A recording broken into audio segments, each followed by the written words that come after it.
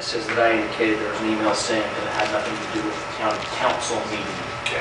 So I just need to make that one word was spelled wrong. Okay, is that a motion? Great. Is Yes. there a motion with that? That's a motion with that correction. We have a second. Second. A motion and a second. Any discussion? Mike? Yes. Yes. Yes. Yes. Yes. Yes. Okay, let's go to March 19th.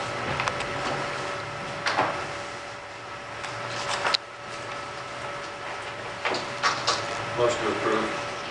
Second. Motion and second. Any discussion? Seeing none, we'll vote. Mike? Yes. Yes. Yes. I'll abstain, who was not here that day. Yes. Yes. That motion passes March 5th. Now, this is one Kendall's got a question on. We was going to check into that down Webster Lane. Have we done anything at all on that? We've discussed it, we're ready to speak to the council. Okay, let's do the minutes and then we'll maybe have to speak to that. Looking for a motion to approve. A motion by Greg, Second. second by Kendall. Any discussion? Mike? Yes. Yes. Yes. Yes. Yes. Yes. Yes. Okay, let's discuss that item on those minutes then. Greg or Doug?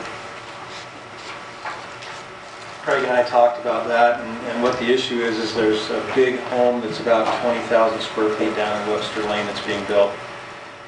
Van Slutens that came to us several years ago. And they're being told, or the neighbors are being told by Van Slutens that they're planning on renting this or something to that effect, or it being a fractional ownership type thing or a trust. We looked on the internet, we checked for other ordinances. I sent out emails to all the planning departments in the state. What we found is that there's very limited ability to enforce that where it's actually an owner that's staying there. So if it's fractional ownership by 10 owners or 20 owners or whatever it is, if they're an owner, I don't know how you tell them they can't stay in their house, even if they only own a share of it. Did I say anything incorrect Well, there? and with regards to these, if they are an owner of the property, it's a little different than the timeshare. Timeshares you can regulate to a point, and I know Park Cities had some issues with those. This is a case where it's owned, the residence is owned in trust by a corporation, is my understanding. So with regards to who uses it, I mean, again, it comes down to the code enforcement issue, where an individual can live in a home if they own part of the home, but the bigger issue is traffic problems, noise problems, those types of issues. There's not a whole lot with regards to a owner being able to control an owner on their property if they have the right to be there. And I don't know if the county wants to get in the business of controlling owners. You know, I guarantee you there's a lot more of this than you think. I mean, there's all kinds of family limited partnerships out there that own cabins together, and there's, you know, they're joint owned, there are various different forms of ownership. But, I mean, that's not the business I think we ought to be in to regulate use on a number. Rentals are the commission, but these are not rentals, these are owned properties. Okay, so what's the direction? Nuisance and noise and everything is still subject to whatever we have already. Well, those are different regulations, those are I different. understand, but that's something we have. Yeah. So do you want to go any further direction? I mean, that's the report, we know where it's at. We're just going to, I think as long as the health and safety issues are met, not only the people staying there, but the neighbors, other kids.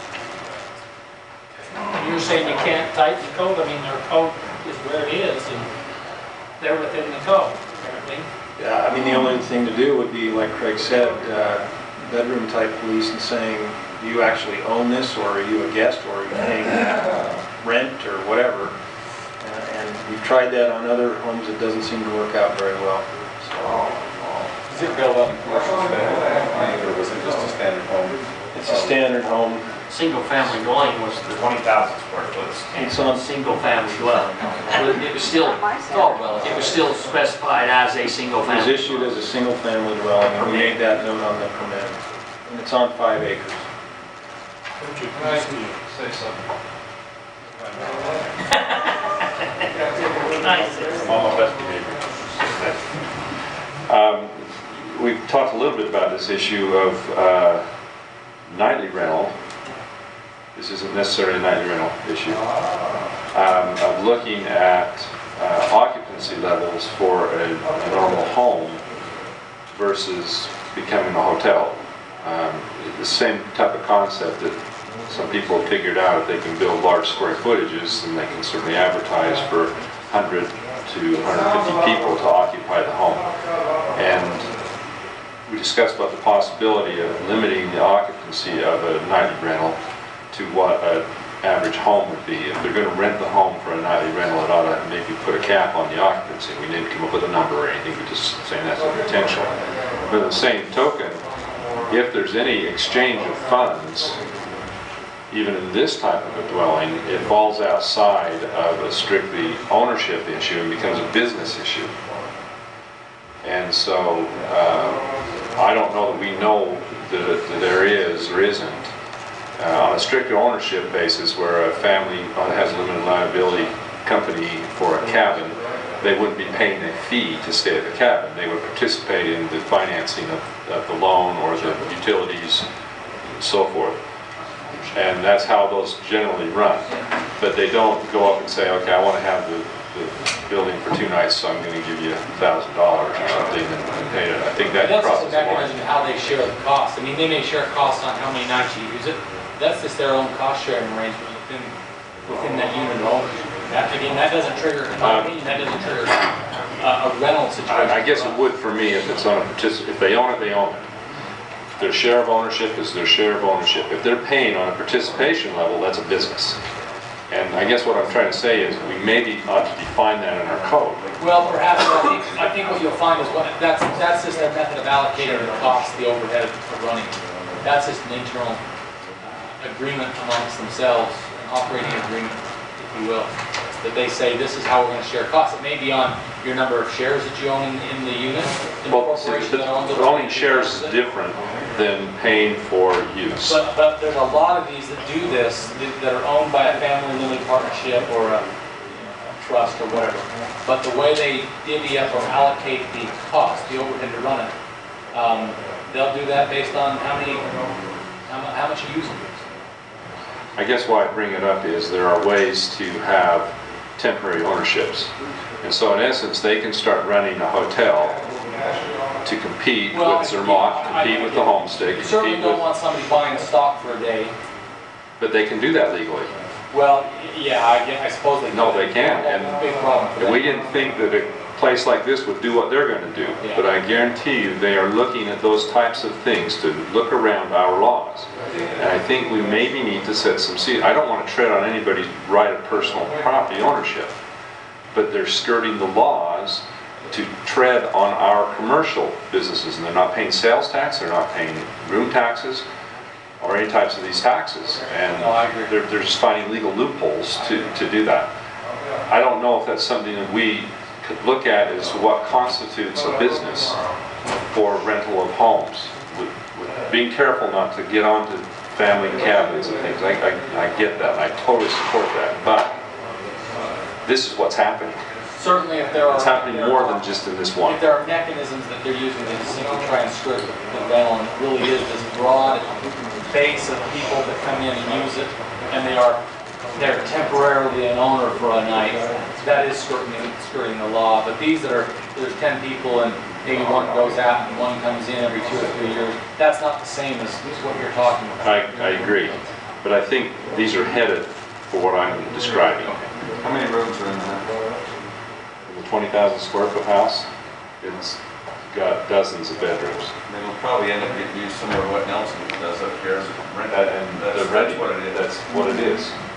And they can just say, well, they're an owner for a period of time, and they skirt all of our laws and taxes, taxation, and zoning, and property use. What you're coming back to though is where there's somewhat of a limit. I mean, Well, I want to be careful with that because I hate limiting personal property use, but I also don't like people who tread on our rights. There's 150 people in our family. It's a business. I mean, Nelson's, we licensed that as a business. We up front said, this is a business. And so did they, so. But he has some restrictions Yeah, as well. so did because they. did And go he does have some restrictions on it. But that was always represented as a business. It never was represented as anything Yeah, else. they applied as such. They applied as such. Some of these other homes are not doing that. They're trying to skirt those issues. Well, the next question to follow up is how do we, I mean, because if I'm in one of these arrangements, they're just going to call that buying and selling stock. How do we find out that that's exactly what's going on? I don't know. How much authority is an enforcement officer? It's gonna happen under the table or, off the record, you're not gonna see it. They're Well, obviously then doing that raises the next question, because this dips into TRT, perhaps we need to get back with our state representatives and find out if there's something we ought to be running to give us even more teeth to help us out. Because obviously these entities, if they're doing that, they ought to be paying TRT as well. So they're skirting Correct. room taxes, they're skirting all kinds of stuff. If it's strictly family, or even a corporation ownership, if it's strictly a corporation ownership, I really don't see an issue. But that doesn't appear, that's kind of the cloud that they're trying to do. But anyway, just so you know, that is going to become a bigger issue for us. Probably the bigger issue is going to be the complaints that come with it, so. No, I agree, but as those complaints come, we have to be able to find out what the true nature of what they're doing is. And that's what I'm trying to get at, is how do we get in and find out, unless we get somebody coming forward and say, yeah, I just want to rent it. And yeah, the document I signed, I guess I owned a share of stock for a day. Which they do. Because right now, under the county code, the penalties are not severe enough to stop. But it's the enforcement part, I understand that we get. That's a whole other issue.